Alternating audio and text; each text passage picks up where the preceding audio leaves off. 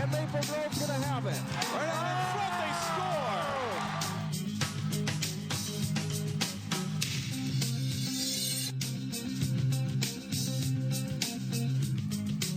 Welcome to Sports Jam for the week of March 14th. I'm Jay Wilcox. I'm John Jacobson. It's our second to last show of the winter season. Today, highlights from 3 local section finals in girls basketball, plus state adapted floor hockey. And we'll meet a Park Center girls basketball sharpshooter in our Sports Jam spotlight. We'll get started with the state boys basketball tournament. Hopkins entered the tournament with 1 loss and seeded second in Class 4A. The Royals crushed Apple Valley in the semifinals and advanced to the championship game to face Lakeville North. Watch the behind-the-back dribble by Amir Coffey to get free for the layup in an early 4-0 Royals lead. But Carter Brooks drives for the impressive jam, and the Panthers lead for much of the first half.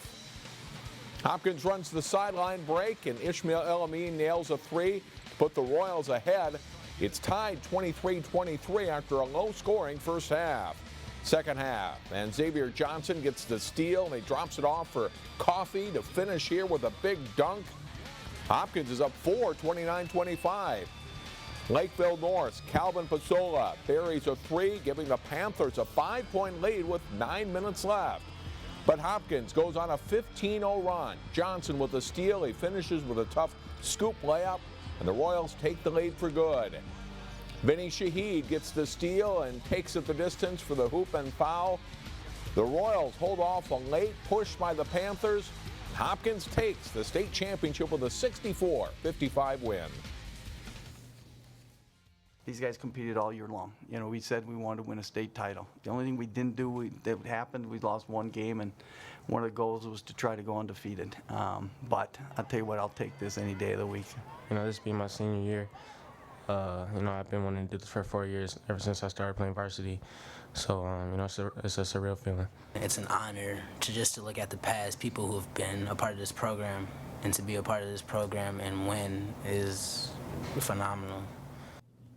Jay, great job by Hopkins in the final. More of a workmanlike game than some of those up and down games they've had. They were terrific in that second half against Apple Valley to get to the championship against a very good Eagles team. Yeah, that was a surprising game, I think, for a lot of people. Really thought that one was going to be a classic. And for a while, it looked like maybe Apple Valley right before halftime came back strong, but Hopkins just kind of put them away in that second half, and you're right, they had to work for the championship. There's no doubt about that, and congratulations to the Royals with a great performance today. Game. Well, and now to get to that title game, Lakeville North had to get past the top seed in the 4A tournament, undefeated Osseo. The Orioles facing the school they beat in the 2012 title game. Alan Anderson has a good night for Osseo. He sinks the NBA range 3 here, and it pulls his team to within 3 in the first half.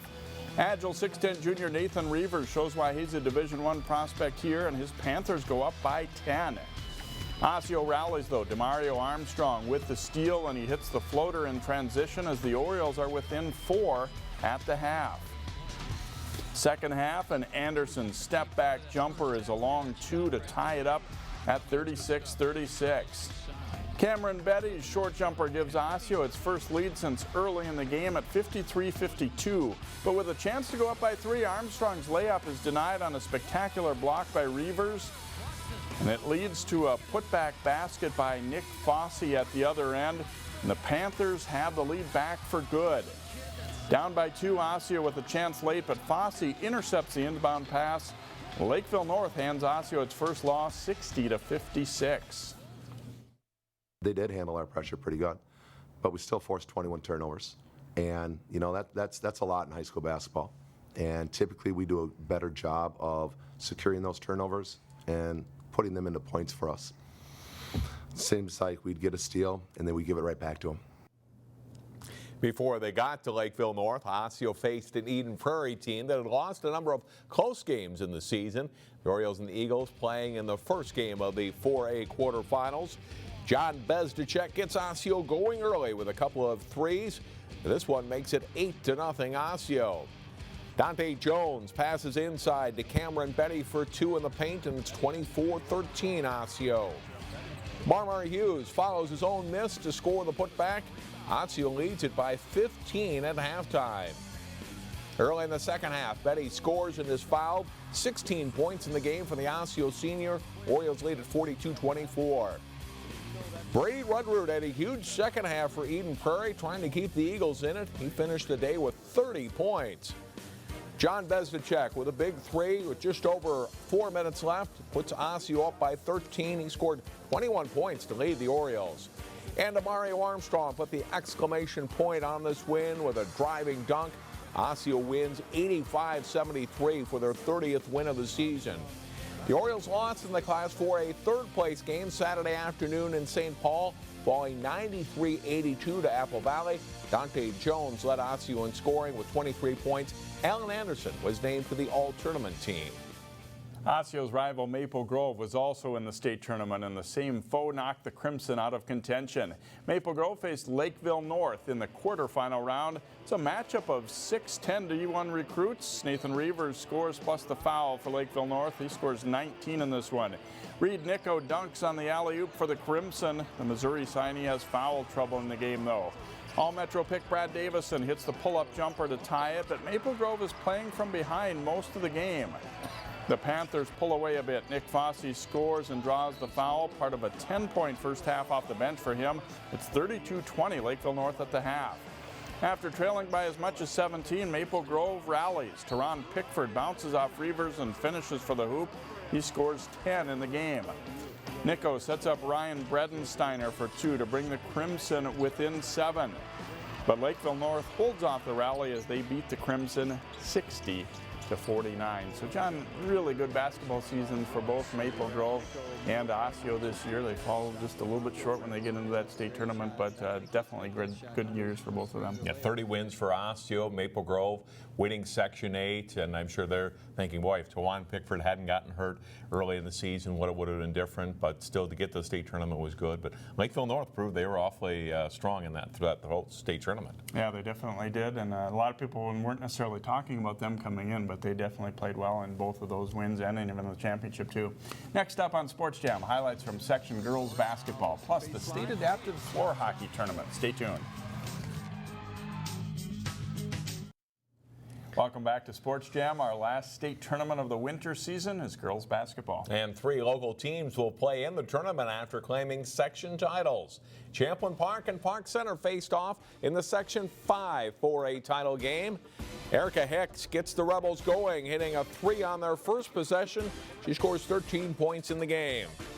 Park Center had a balanced scoring attack, as they often do. Danielle Shaw hits for 2 of her 6 points. Amanda Pollard pops out and hits a 3 for the Rebels as they take their only lead of the game at 13-11.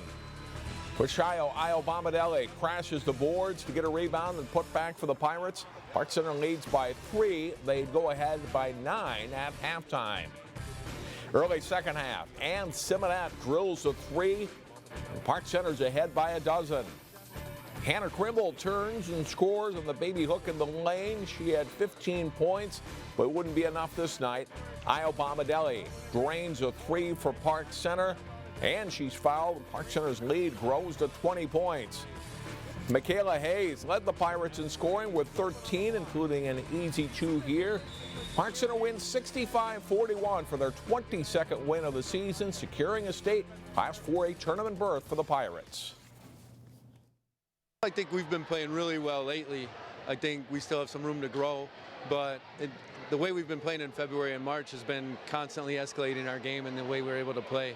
We got to continue that going into next week, but I'm really happy with the way we play today. Another local squad that won a championship last winter is also back in the state girls basketball tournament. Hopkins will shoot for another 4A championship. Wayzata hoping to upset the Royals in the Section 6 championship game. Good passing for the Trojans leads to a layup for Hannah Hiring, and they pull within 6-4. Nia Hawley nails a tough baseline fadeaway for Hopkins. She pours in 27 points total. Paige Beckers penetrates and finds Ashley Bates for the layup. Hopkins goes up by as much as 13 in the first half. Sydney Franks comes off the bench firing for Wayzata. She hits 5 threes in all and scores 20. The Trojans are within 7 at halftime. Second half, and Hiring's jumper closes the gap to 5 points for Wayzata. but they can't slow the Royals. Holly goes down the lane to score, plus a foul. They're up 45-37. Dee Dee Winston sinks a long three from the wing for Hopkins on her way to an 11-point game, and the Royals start to pull away. Franks drives to the hoop for two more as she continues to provide offense in this one. But Hopkins puts Wayzata away, and the Royals are headed back to state with an 88-62 win. We practiced a lot of their plays in practice over the weekend. You know, we worked really hard, and we had to stay in a stance the entire time, and Kaz really pushes for defense, so we gave it all tonight. Hopkins earns the #1 seed and draws unseeded Park Center in the state quarterfinals. That game is Tuesday at 10 a.m. at Target Center. Play moves to Williams Arena Thursday for the Class 4A semifinals. The championship game is Saturday at 8 p.m. In Class A, the Maranatha Christian Academy Mustangs are shooting for their 7th straight trip to the state tournament. They faced a team they defeated twice during the regular season in the Section 4A title game as they played Lester Prairie Holy Trinity. Hope Feldman scores for the Bulldogs. She has 16 points in the first half. Harley Kylo slices through the Mustangs defense and gives Lester Prairie a 25-16 lead. Alaina Jarnot zips the pass to her sister Jacqueline. MCA would trim the lead to 5 by halftime. Kylie Post gets a steal early in the second half and goes in to score. Mustangs open on a 6-0 run and take the lead. Kylo bombs a long three-pointer, and the Bulldogs go back in front. Feldman drives baseline. She gets stripped but fights for the ball and scores. And it's a 43-39 Lester Prairie lead. Alaina Jarnot was in foul trouble for most of the second half, but she drives hard and scores for Maranatha here. Then the Mustangs get a steal and run the break. Post finishes, and it's 45-all. Jacqueline Jarnot gets the steal and sets up Jasmine Thompson for the basket. 55-50 Mustangs. But Lester Prairie rallies again. Jenna Dolezal, the steal in the hoop. 56-55. Maranatha with 9 seconds to play. But Alaina Jarnot ices it with a pair of free throws, and Maranatha wins its 7th straight section title. We'll hear from the Mustangs later in the show. The state adapted floor hockey tournament is now complete. A run of championships ended for one local team as the Robbinsdale Hopkins Mound Robins PI division team saw its string of 5 straight titles end in a semifinal loss to Dakota United. The Robins then facing Brainerd for 3rd place. Brainerd's Matt Allard gets control and fires the shot home for a 1-0 Warriors lead. Out of a group of players, the Robins' Sean Johnson emerges with the puck and buries the shot. The Robins tie it up 1-1, a hat trick for Johnson in this game. After a near miss on the first shot here, Vincent Liu battles for possession of the puck and turns to score the go-ahead goal for the Robins. They take 3rd place with a 4-2 win. In the PI Championship, Anoka Hennepin facing Dakota United, down 3-0 in the third. Anoka Hennepin rallies. The first shot stopped, but Tyler Rizel tucks the rebound away to get the Mustangs on the board. Late in the game, Joey Mannion gets control near center court and zips the long wrist shot in to pull Anoka Hennepin within 3-2. But it's Dakota United celebrating at the end with a 3-2 win. In the CI division, the top 2 teams from the North Division advance to the championship game. Anoka Hennepin facing North Suburban for the title. Off the center court face-off, North Suburban's Austin Motzko passes to Josh Hammond, and he sneaks it under the goalie and in for a 2-0 Cougars lead. After a battle behind the net, it comes to Cole Denny. He whacks the second try in. Anoka Hennepin pulls within a goal at 2-1. Denny ends up with 5 goals in the game. Clearing attempt is picked off here, and Anthony Bankston scores on the long shot. North Suburban holds off an Anoka Hennepin rally to win it 6-5. So congratulations on those championship teams from the weekend. That's right. Anoka Hennepin appearing in both title games, falling just a little bit short, and the Robins bouncing back. You know, their dynasty maybe slowed just a little bit here, but got 3rd place. Yeah, 3rd place is not too bad either. Well, still to come on Sports Jam, we'll hear from the Maranatha Christian Academy girls about their trip to the state girls basketball tournament. And up next, meet a sharp shooting guard from Park Center who's getting ready to play in her 3rd straight state tournament.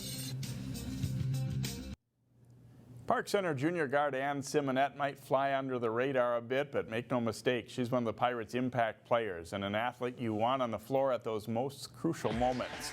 Jason Melillo profiles Simonet on this week's Sports Jam Spotlight.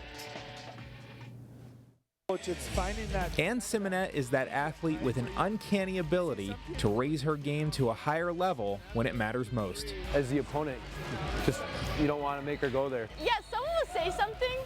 I don't know, then it kind of ticks something, and I'll just go right back at him. I don't know. Simonet went off for 5 3-pointers in the second half of Park Center's section semifinal win over Osseo. Simonet, her 4th 3 in the second half. I've never seen her as competitive as she was, and I don't know, I like that in her. She has like a fight in her that always comes out every game. She got hit in the elbow, and players from the other team started talking trash to her, and she went to that other level, and so she was pretty impressive. And 2 years ago, as a freshman, Simonet led the Pirates to their first state title in a 3-overtime thriller against Marshall. I think I'm very competitive. I hate losing, and I mean, I like doing it with the team. I just like winning as a team, and yeah, I just don't like to lose. I'll fight, yeah. She's always had huge games on big stages and big situations, yeah. But the thing with her, the reason why I think that can happen for her is because she's so consistent. She's consistently one of our best defenders, one of our best rebounders, one of our best scorers. She led us in scoring all year. It's been a great run for Simonet and her classmates. Now juniors, most of them have started for the Pirates since their freshman year and brought home Class 3A titles in 2014 and 2015.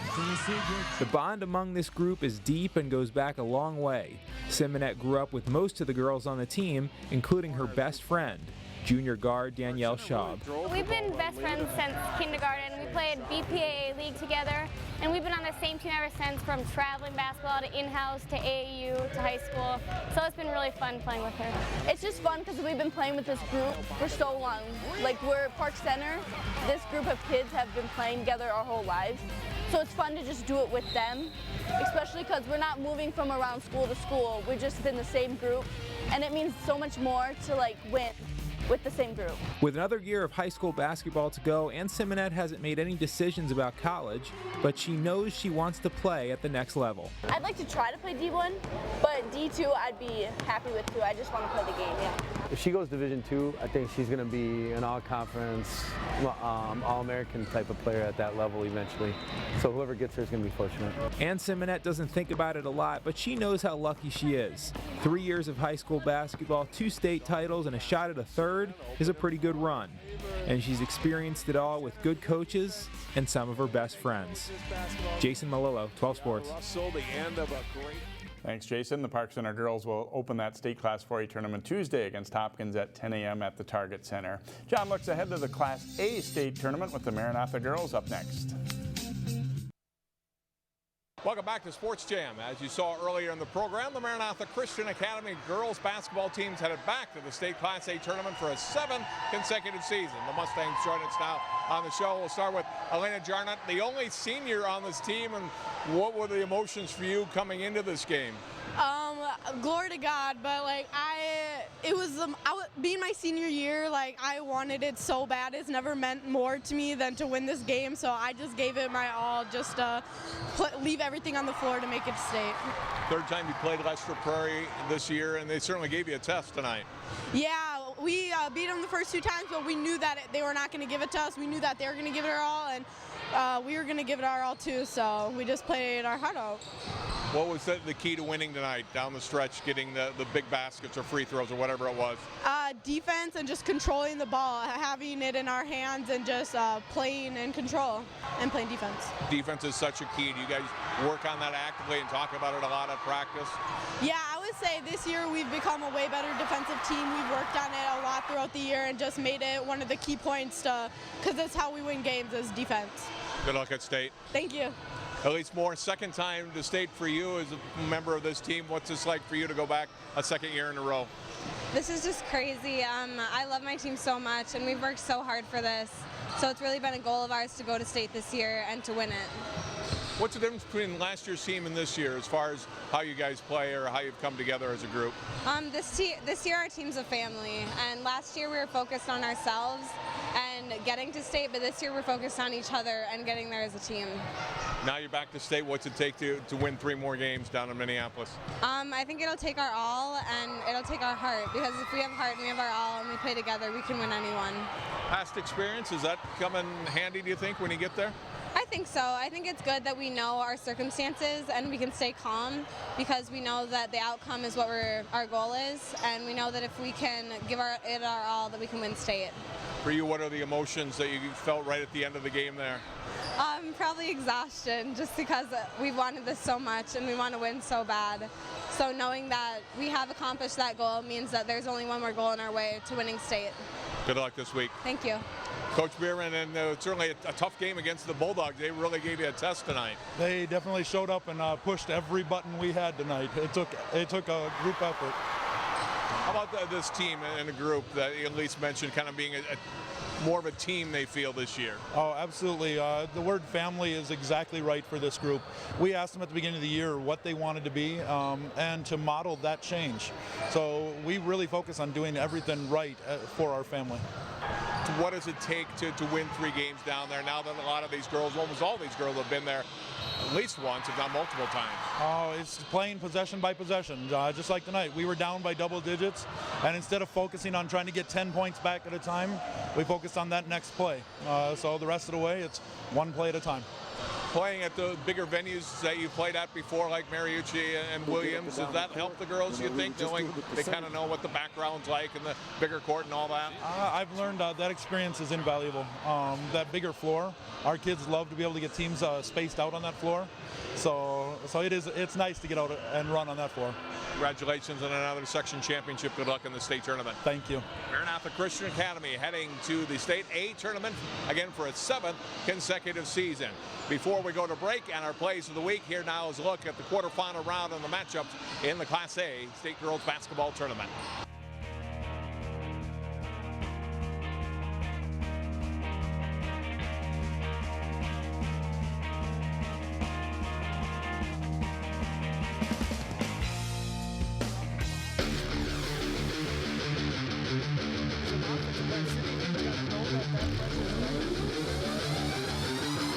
Armstrong to the racket.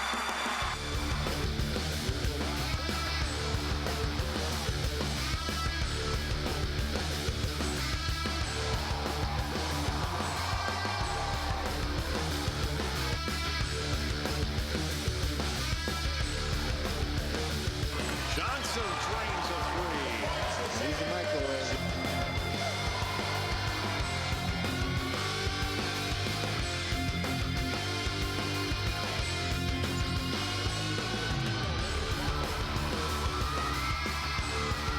The Park Center Pirates are headed back to Minneapolis in the state girls basketball tournament.